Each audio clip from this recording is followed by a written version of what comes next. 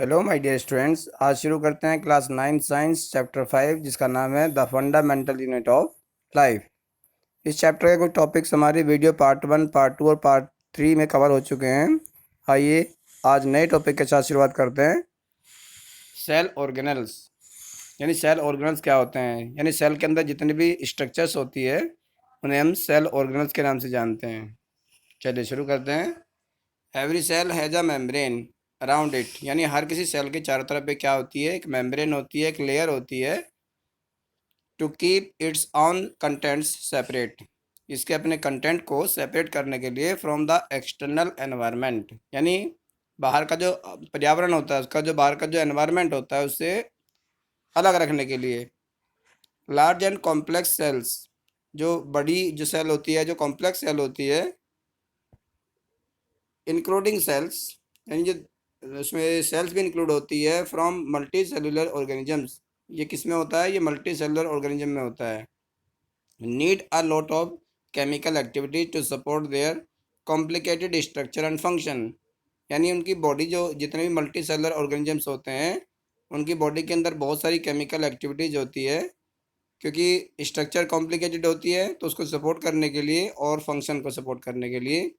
To keep these activities of different kinds separate from each other, यानी इन activities को बनाए रखने के लिए अलग अलग तरह की जो different kinds separate from each other, जो एक दूसरे से अलग अलग होते हैं क्योंकि इनकी सबकी एक्टिविटीज़ अलग अलग होती है। These cells use membrane bound little structures, यानी इन सेल्स में मेम्ब्रेन बाउंड स्ट्रक्चर्स होती है छोटी छोटी, जिन्हें हम सेल ऑर्गेनल्स भी कहते हैं, विद इन देमसेल्व्स, उनके अंदर होती है। और this is one of the feature of the eukaryotic cells, ये यूकैरियोटिक सेल का जो सेल जो होती है उसका एक फीचर होता है, दैट डिस्टिंग्विश दैम, जिसको अलग रखता है, from prokaryotic cells, prokaryotic cell से उनको अलग बनाता है।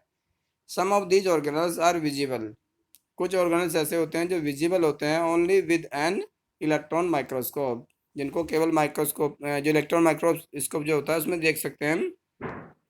We have talked about the nucleus, हमने न्यूक्लियस के बारे में बातचीत की इन अ प्रीवियस सेक्शन, पहले सेक्शन में। Some important examples of cell organelles which we will discuss now are, यानी जो हम अब डिस्कस करने वाले हैं सेल ऑर्गेनल्स के बारे में वो हैं endoplasmic reticulum, Golgi apparatus, lysosomes, mitochondria, plastids and vacuoles. They are important because, ये इम्पोर्टेंट होते हैं क्योंकि they carry out some very crucial function in cells, क्योंकि इनके बहुत ही स्पेशल, बहुत ही क्रूशियल फंक्शन होते हैं सेल के अंदर और बहुत ही इम्पोर्टेंट फंक्शन होते हैं वो।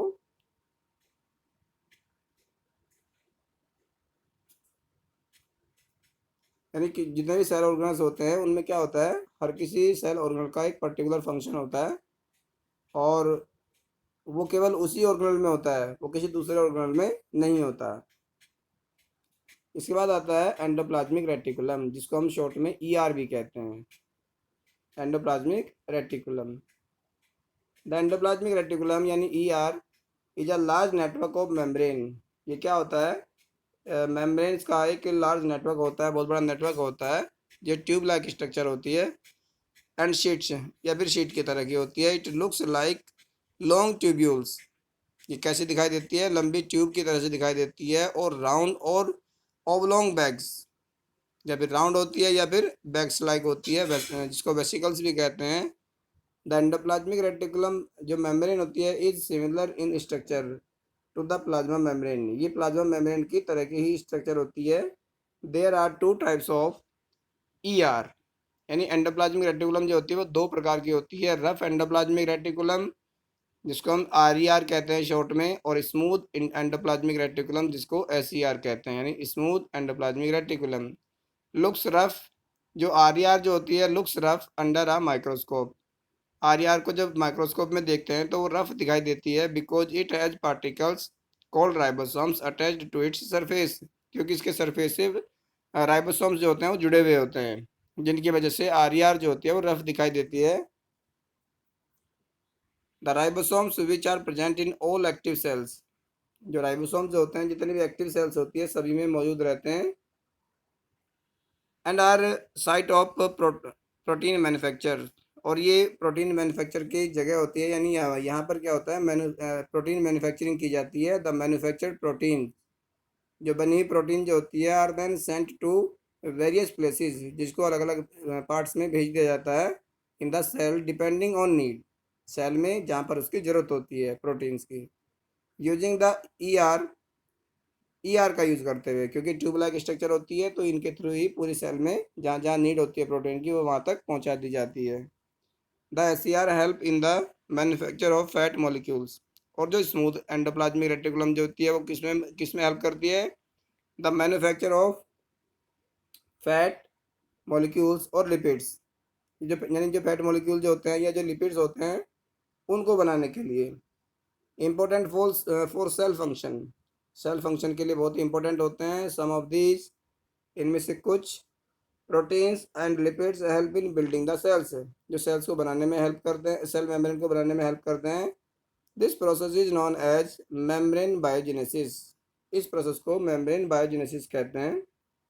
सम other proteins and lipids function as enzymes and hormones, और कुछ जो अदर फंक्शंस भी होते हैं इसमें, other proteins and lipids function जो होते हैं, जैसे एंजाइम हो गया, हॉर्मोन्स हो गए, इनको बनाने में भी हेल्प करती है।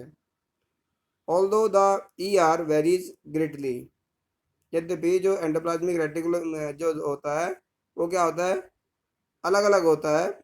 Greatly in appearance in different cells, अलग अलग सेल्स में उनके जो अपीयरेंस होती है, उनका जो दिखने में जो होती है वो अलग अलग दिखाई देती है। It always forms a network system, और ये हमेशा क्या बनाती है, एक नेटवर्क सिस्टम बनाती है। तो आप यहाँ सेल में देख सकते हैं, सेल भी दो तरह की होती है, प्लांट सेल और एनिमल सेल, तो दोनों में डिफरेंस होता है। तो यहाँ देखिए गोल्गी एपरेटस किस कैसा हमें दिखाई देता है, प्लाज्मा मेम्ब्रेन कहाँ पे होती है, सेंट्रियोल कहाँ पे होता है, ये कुछ चीज़ ऐसी होती है कि जो एनिमल सेल में होती है प्लांट सेल में नहीं होती। Smooth endoplasmic reticulum, nuclear envelope, lysosomes, ribosomes, mitochondria. तो इस तरीके से आप देख सकते हैं कि सबकी स्ट्रक्चर को, किसकी स्ट्रक्चर कैसी होती है। इसके बाद आते हैं रफ एंडोप्लाज्मिक रेटिकुलम, और सबसे सेंटर में जो होता है वो न्यूक्लियस होता है, ठीक है, और जिसके अंदर जो लिक्विड पार्ट भरा हुआ होता है उसको साइटोप्लाज्म कहते हैं। तो ये एक एनिमल सेल है, और एनिमल सेल का मतलब होता है ये जितने भी ये ह्यूमन बींग्स होंगे या जितने भी एनिमल्स होते हैं सभी के अंदर ये पाई जाती है।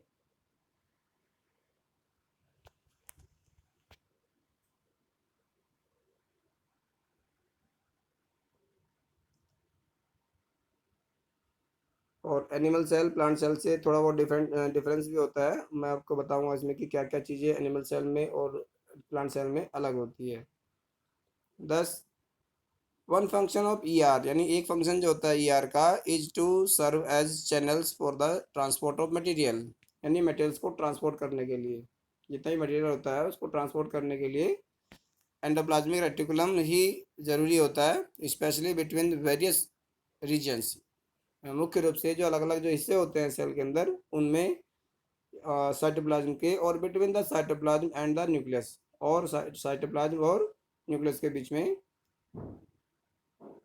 यानी जहाँ जहाँ पे उसकी ज़रूरत होती है। The E R also functions as a cytoplasmic framework providing a surface, यानी ई आर जो होता है ये एक फंक्शन और प्रोवाइड करता है, साइटोप्लाज्मिक फ्रेमवर्क, यानी साइटोप्लाज्म में जो फ्रेमवर्क बनाता है, प्रोवाइडिंग अ सरफेस, जो क्या करता है, एक सरफेस प्रोवाइड करता है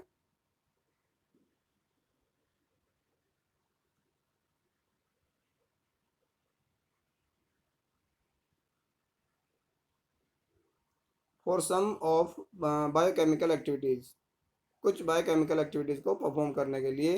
the cell in the of the cell में, इन द लीवर सेल्स, जो लीवर सेल जो होती है, लीवर की जो सेल्स होती है, of the group of animals called vertebrates, जिन्हें वर्टिब्रेट्स कहते हैं, इनमें लीवर सेल जो होती है, S C R plays a crucial role in detoxifying many poisons and drugs. तो एस सी आर जो होता है एक बहुत ही क्रूशियल रोल प्ले करता है, क्या करने के लिए, डिटॉक्सिफाई करने के लिए, जितने भी पॉइजन्स होते हैं या जितने भी ड्रग्स होते हैं उनको डिटॉक्सिफाई करने के लिए। अब आप यहाँ देख सकते हैं प्लांट सेल। प्लांट सेल में क्या क्या होता है, रफ एंडोप्लाज्मिक रेटिकुलम किस तरीके से होता है, लाइसोसोम ये भी कॉमन होता है दोनों सेल्स में। स्मूथ एंडोप्लाज्मिक रेटिकुलम क्लोरोप्लास्ट जो होता है वो केवल प्लांट सेल में होता है, एनिमल सेल में नहीं होता है। न्यूक्लियस दोनों में होता है। और जो आपने देखा है जो एनिमल सेल जो थी उसमें न्यूक्लियस सेंटर में है, यहाँ पे न्यूक्लियस सेंटर में नहीं होता प्लांट सेल में, वो साइड में होता है। गोल्गी एपरेटस दोनों में होते हैं, न्यूक्लियर एनवेलप भी होते हैं, प्लाज्मा मेम्ब्रेन होती है। एडजेसेंट सेल वॉल जो होती है, सेल वॉल प्लांट सेल में होती है, केवल एनिमल सेल में नहीं होती। ठीक है। और माइटोकॉन्ड्रिया दोनों में होता है, राइबोसोम्स भी दोनों में होते हैं, साइटोप्लाज्म दोनों में होता है, लेकिन क्लोरोप्लास्ट जो होता है वो केवल प्लांट सेल में होता है, एनिमल सेल में नहीं होता। इसके बाद आता है गोल्गी एपरेटस। जो गोल्गी एपरेटस जो होते हैं वो क्या होते हैं।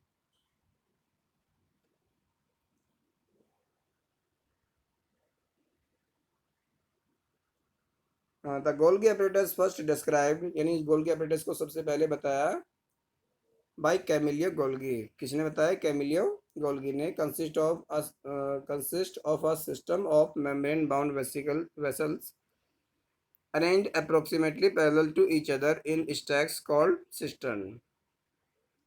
यानी इसमें क्या क्या चीज़ें होती है इस सिस्टम में, मेम्ब्रेन बाउंड होता है, एक तो है मेम्ब्रेन बाउंड वेसिकल्स होती है, arrange approximately parallel to each other, जो एक दूसरे के लगभग पैरेलल होती है, इन स्टैक्स कॉल्ड सिस्टन, जिनको सिस्टन कहते हैं। These membranes often have connections, in membranes में कनेक्शन होता है जो जुड़ी हुई होती है with the membrane of ER, ER की मेम्ब्रेन से, यानी एंडोप्लाज्मिक रेटिकुलम की मेम्ब्रेन से जुड़ी हुई होती है।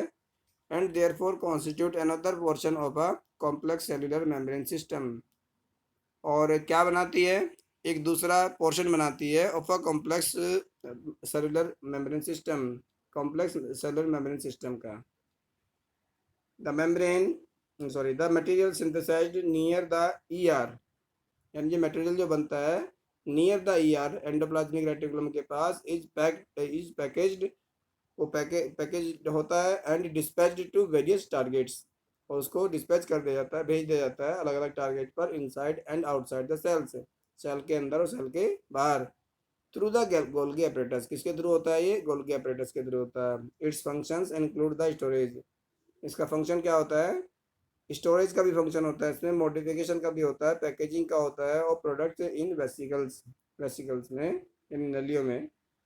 इन सम केसेस, कुछ केसेस में कॉम्प्लेक्स शुगर्स, जो कॉम्प्लेक्स शुगर होती है, may be made from simple sugars, जो सिंपल शुगर से बनी हुई होती है। इन गोल्गी एपरेटस में the Golgi apparatus is also involve in the formation of lysosomes. Golgi apparatus जो होता है वो किस में इन्वॉल्व होता है, द फॉर्मेशन ऑफ लाइसोसोम्स, यानी लाइसोसोम्स को भी फॉर्मेशन यही करता है, गोल्गी एपरेटस ही यही बनाता है।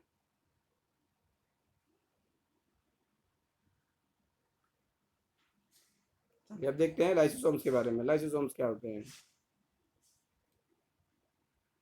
Lysosomes are a kind of waste disposal, यानी लाइसोसोम को क्या कहा जाता है, वेस्ट डिस्पोजल भी कहा जाता है, waste disposal system of the cell. Lysosomes help to keep the cell clean by digesting any foreign material as well as worn out cell organelles। Lysosome किस में हेल्प करता है, सेल को क्लीन करने में, साफ सुथरा करने में, यानी जितना भी उसके अंदर जो फॉरेन मटेरियल जो होता है उसको वो डाइजेस्ट कर लेता है। As worn out cell organelles, cell organelles में जो भी बनता है, foreign material entering the cell, जो फॉरेन मटेरियल जो होता है जो सेल के अंदर एंटर कर जाता है, सच बैक्टीरिया और फूड जो भी होता है, as well as old organelles, यानी जितने पुराने जो ऑर्गेनल्स होते हैं वो उसको भी अपने अंदर डाइजेस्ट कर लेता है, end up in the lysosomes, वो लाइसोसोम्स में ही एंड हो जाता है उनका, which break them up into small pieces. वो क्या कर देता है, इनको छोटे छोटे पीसीज में तोड़ देता है। Lysosomes are able to do this because they contain powerful digestive enzymes capable of breaking down of all organism or organic materials।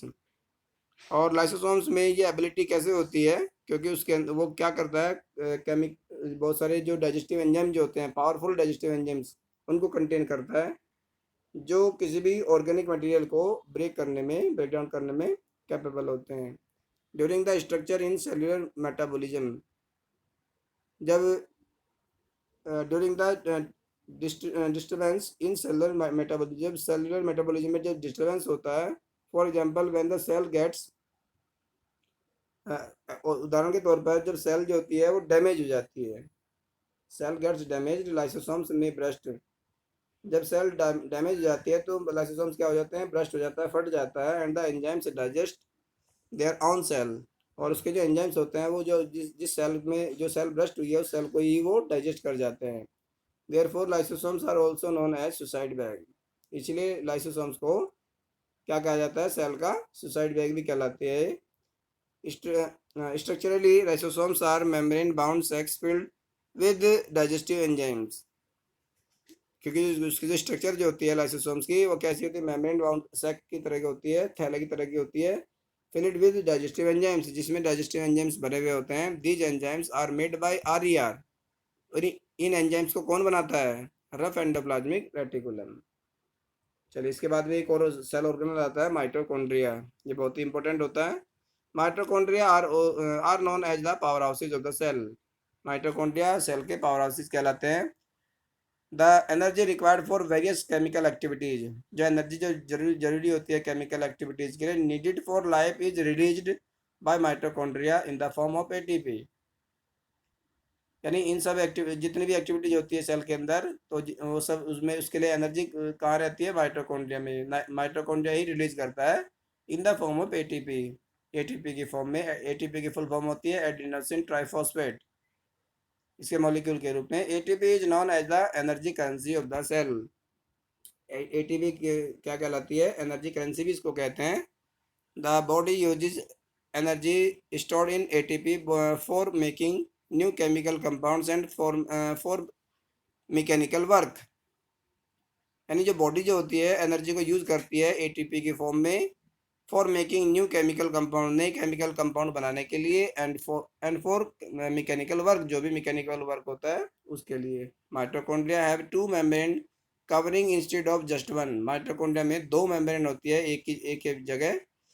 The outer membrane is very porous, जो बाहर की जो मेम्ब्रेन होती है बहुत ही पोरस होती है, उसके अंदर पोर्स होते हैं छोटे छोटे, while the inner membrane is deeply folded, और जो अंदर की जो मेम्ब्रेन जो होती है वो डीपली फोल्डेड होती है। These folds create a large surface area, और ये जो फोल्ड्स होते हैं इसके अंदर ये सरफेस एरिया को बढ़ा देते हैं for ATP generating chemical reactions, किसके लिए, एटीपी जनरेशन के लिए जो केमिकल रिएक्शंस में पार्ट लेते हैं।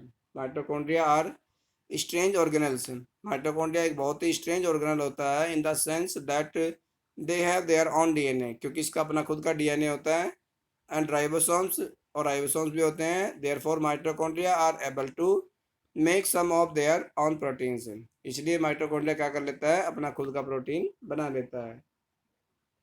इसके बाद आते हैं plastids. Plastids are present only in plant cells, plastid जो होते हैं केवल प्लांट सेल में होते हैं, एनिमल सेल में नहीं होते। There are two types of plastid, दो प्रकार के प्लास्टिड्स होते हैं, क्रोमोप्लास्ट जिसको कलर्ड प्लास्टिड भी कहा जाता है, एक होता है ल्यूकोप्लास्ट जिसको वाइट और कलरलेस प्लास्टिड्स भी कहा जाता है। Plastids containing the pigment chlorophyll known as chloroplast, जो प्लास्टिड्स जो होते हैं वो क्लोरोफिल कंटेन करते हैं, जो ग्रीन पिगमेंट होता है जिसको क्लोरोप्लास्ट कहते हैं। Chloroplast are important for photosynthesis in plants, chloroplast जो होता है और जब प्लांट्स में फोटोसिंथेसिस होता है तो उसके लिए बहुत इंपॉर्टेंट रोल प्ले करता है।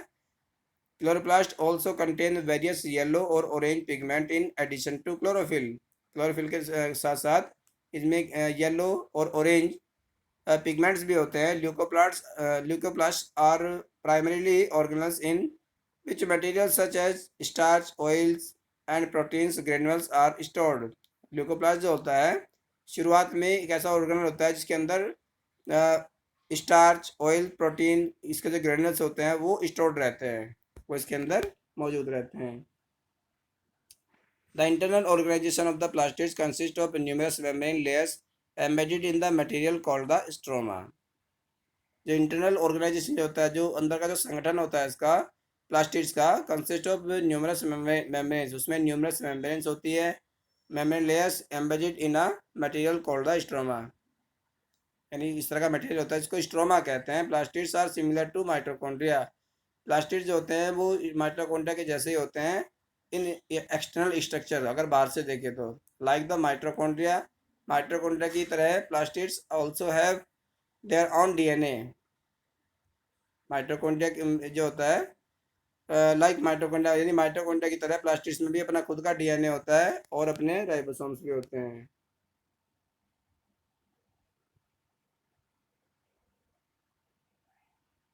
इसके बाद आता है वैक्यूल्स। वैक्यूल क्या होता है? सेल में जो खाली जगह जो होती है उसको वैक्यूल्स कहते हैं, और इनका भी अपना एक इम्पोर्टेंट फंक्शन होता है। वैक्यूल्स आर स्टोरेज सैक और फॉर सॉलिड और लिक्विड कंटेंट, सॉलिड और लिक्विड कंटेंट को स्टोर करने के लिए वैक्यूल्स होती है। Vacuoles are small size in animals. Vacuole जो होती है एनिमल सेल में छोटे साइज की होती है, while plant cell have very large vacuoles, जबकि प्लांट सेल जो होती है उसमें बड़ी वैक्यूल्स होती है। The central vacuole of some plant cells may occupy 50 to 90% of the cell volume, यानी सेल का जितनी जगह होती है, जितना वॉल्यूम होता है अंदर, उसका लगभग 50 से 90% तक वैक्यूल जो होती है वो घेर लेती है। इतनी बड़ी वैक्यूल होती है प्लांट सेल में। In plant cells vacuoles are full of cell sap. Plant cell में क्या होता है? सेल सैप से भरी हुई होती है। And provide turgidity and rigidity to the cell, और क्या देती है वो? उसकी उसको मजबूती, ठीक है, उसको और स्ट्रॉन्ग बना देती है। Many substances of importance in the life of the plant cell are stored in vacuoles. बहुत सारे सब्सटेंसेज जो होते हैं बहुत of importance in the life, life में बहुत इंपॉर्टेंट होते हैं। The plant cell are stored in vacuoles. Plant cell जो होती है वो स्टोर्ड इन वैक्यूल्स, वैक्यूल्स में स्टोर्ड होती है। दीज इंक्लूड एमिनो एसिड्स, उसमें क्या क्या होता है? एमिनो एसिड्स होता है, शुगर होता है, वेरियस ऑर्गेनिक एसिड्स होते हैं, एंड सम प्रोटीन्स, और कुछ प्रोटीन भी होता है। इन सिंगल सेल्ड में ऑर्गेनिजम्स लाइक अमीबा, जैसे अमीबा हो गया। The food vacuoles contain the food items that the amoeba has consumed, यानी जो फूड आइटम जो होता है वो अपने अंदर क्या कर लेता है? उसको कंटेन कर लेता है, जहाँ से फूड जो कंज्यूम करता है अमीबा।